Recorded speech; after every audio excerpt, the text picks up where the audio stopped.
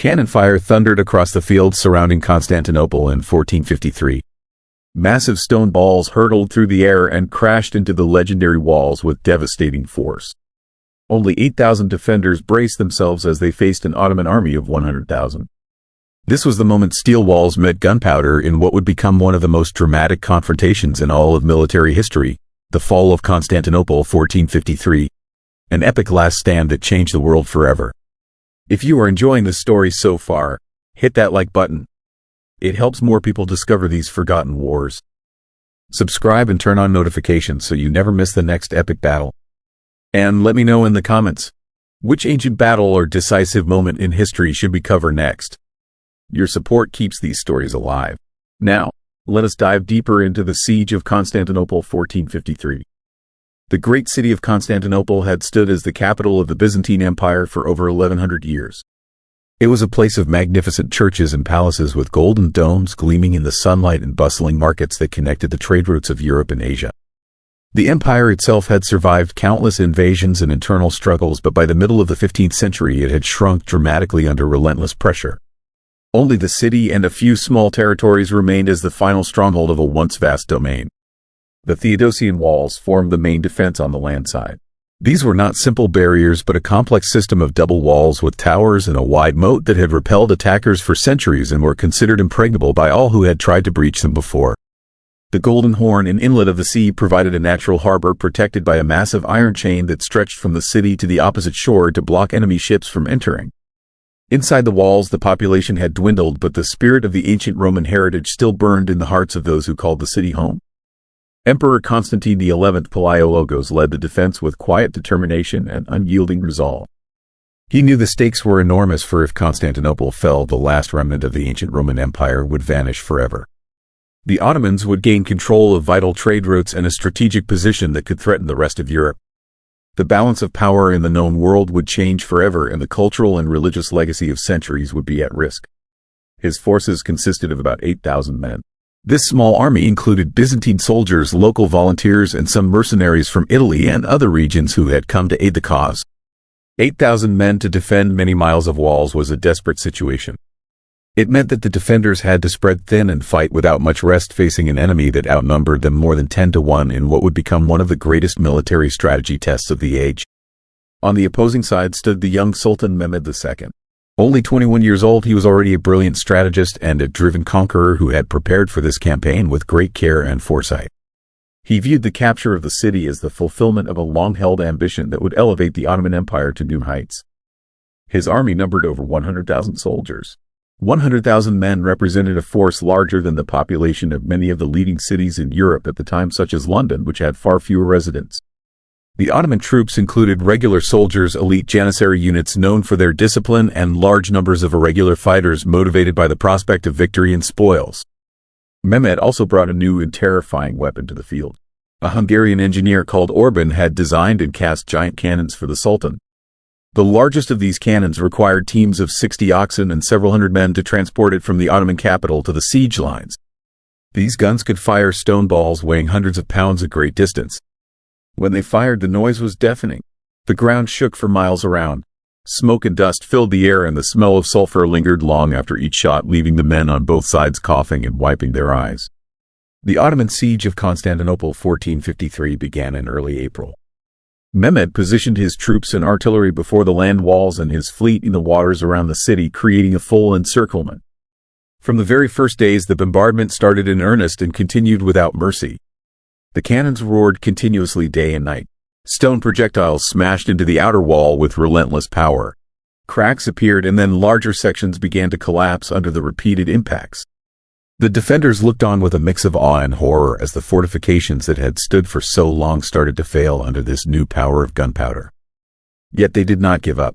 Each night, as the guns fell silent or slowed, the defenders ventured out into the darkness. They worked by torchlight and moonlight, hauling stones, timber, and earth to repair the breaches. Their muscles ached from the heavy labor. Their hands became raw and bloody from the rough materials. Exhaustion weighed heavily on them, but they continued because they knew the next dawn would bring fresh attacks, and they could not allow the walls to remain open. The air during the day grew thick with the acrid smell of gunpowder that stung the nostrils and burned the throat. Dust choked the throats of the men on the walls, making every breath a struggle. The constant noise made sleep almost impossible, and hunger began to set in as food supplies dwindled under the long blockade. The defenders felt the weight of isolation as they realized that promised help from distant allies might not arrive in time. Tension escalated as the weeks passed, and the siege of Constantinople 1453 dragged on through April and into May. The defenders fought off repeated assaults with grim resolve.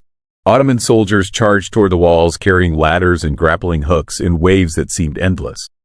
The defenders responded with arrows and stones, and boiling liquids poured from the battlements to drive them back. The clashes were fierce and often hand-to-hand when the attackers reached the top of the walls. The sounds of steel clashing against steel and the cries of the wounded filled the air, mixing with the boom of distant cannons. From a distance, the battle looked like a vast sea of humanity crashing against the stone barriers in a tide of violence. Up close, it was the personal struggle of individual men fighting for survival and for their city. A young defender might wipe sweat from his brow and notch another arrow with trembling hands while watching comrades fall nearby.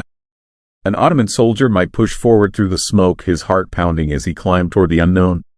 Mehmed II watched from his command position and planned adjusting his tactics with each failed attempt. He saw that the land walls were the key, but the Golden Horn remained protected by the chain and the small Byzantine fleet.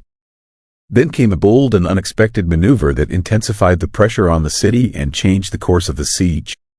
Mehmed ordered his men to transport part of his fleet overland into the Golden Horn to bypass the defensive chain. Workers prepared a special path using greased logs and wooden rollers across the hills.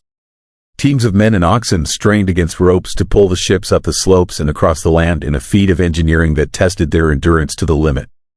The operation took place under the cover of night and secrecy.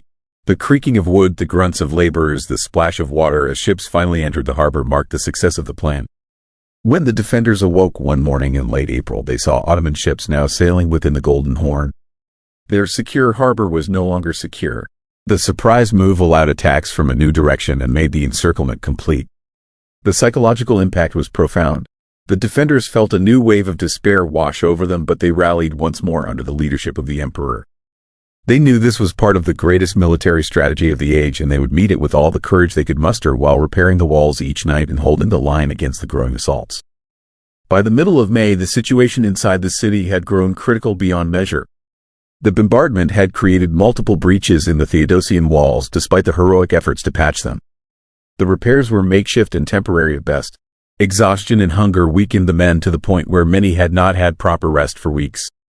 Their eyes were sunken and their movements slowed, yet they continued to man the walls and repel attacks with whatever strength remained. The Ottoman forces grew more aggressive as they sensed victory near. Small skirmishes turned into larger engagements that drained the defenders further. The smell of death and decay began to mix with the gunpowder as bodies lay unburied in the no-man's land between the armies, creating a haunting atmosphere that tested the will of even the strongest. The climax of the battle unfolded on the night of May 28th, leading into the morning of May 29th in a frenzy of action that would decide everything. Mehmed II prepared his forces for the final decisive assault. He motivated his troops with the promise of riches and glory that awaited them inside the city. As night fell, the Ottoman camp came alive with activity. Drums beat a rhythmic call to arms that echoed across the fields. Torches and fires lit up the landscape, creating an eerie glow that the defenders could see from the walls. The defenders on the walls could see the movement, and they knew that this night would decide the fate of Constantinople 1453. They stood at their posts with what strength remained. Some whispered prayers, some sharpened their weapons, some simply stared into the darkness with grim resolve. The emperor moved among them, his presence a source of inspiration even as fatigue threatened to overwhelm everyone. The assault began in the pre-dawn hours with a fury that shook the earth. First waves of irregular Ottoman troops surged forward. They ran across the open ground toward the damaged walls in a chaotic mass. Cannon fire lit up the sky with flashes that cast long shadows. Arrows flew in dense clouds that darkened the air.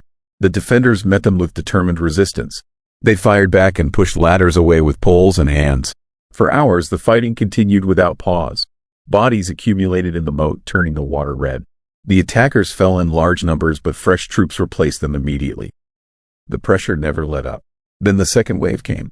These were more organized troops, better armed and rested after the first wave had softened the defense. They pressed harder against the weakened sections of the wall.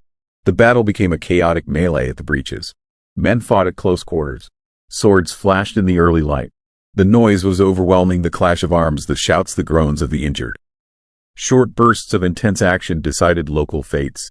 A group of defenders held a tower until overwhelmed by sheer numbers.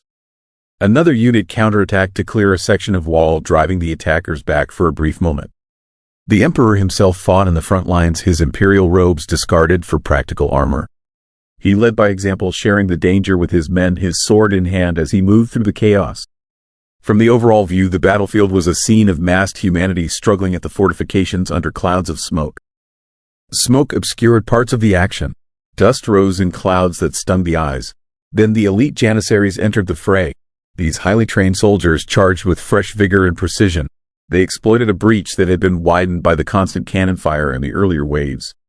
They poured through the opening, gaining a foothold inside the defenses. The defenders rushed to contain them, but the momentum had shifted irrevocably.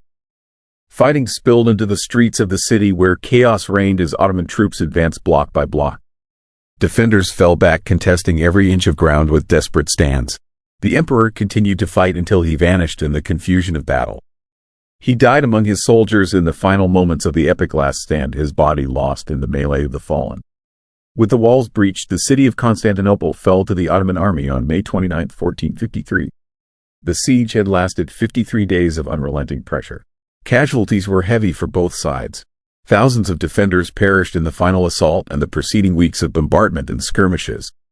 The Ottoman forces also suffered significant losses, particularly among the assault troops who had borne the brunt of the fighting. Mehmed II entered the city as the victor. His troops conducted a sack that lasted 3 days according to custom. Many residents were killed or enslaved. Valuable treasures were taken. The great church known as Hagia Sophia was later converted for new use. The 1,000-year-old Byzantine Empire ceased to exist in that moment of defeat. The fall of Constantinople 1453 marked the end of an era in the most profound way. It represented a decisive battle in military history where traditional fortifications met the power of gunpowder and new tactics. The Ottoman Empire emerged stronger and expanded its influence into Europe and beyond, changing the political landscape for generations. Control of the city opened new possibilities for trade and military campaigns that reshaped alliances across the continent. Scholars and refugees from the fallen city carried classical knowledge to the West, contributing to cultural changes that would echo for centuries. Some historians see this event as one of the markers that brought the Middle Ages to a close and helped open the way for the modern world. The steel walls had been crushed by gunpowder, but the memory of the brave defense lived on as a symbol of courage against overwhelming odds in this forgotten war. In the grand sweep of time, this battle reminds us that even the mightiest empires can fall, and that the courage of just a few thousand souls can echo across centuries. The fall of Constantinople 1453 stands as one of the most powerful turning points in history. The moment when the ancient world finally gave way to the new. It marked the end of the Byzantine Empire, the last direct heir of Rome, and opened a new chapter for Europe, for trade, for knowledge, and for the balance of power across the globe. If this story of steel walls crushed by gunpowder and an epic last stand moved you, do not forget to hit the like button. It really helps bring more of these powerful military history tales to life. Subscribe and turn on notifications so you never miss the next siege, the next decisive battle, or the next forgotten war.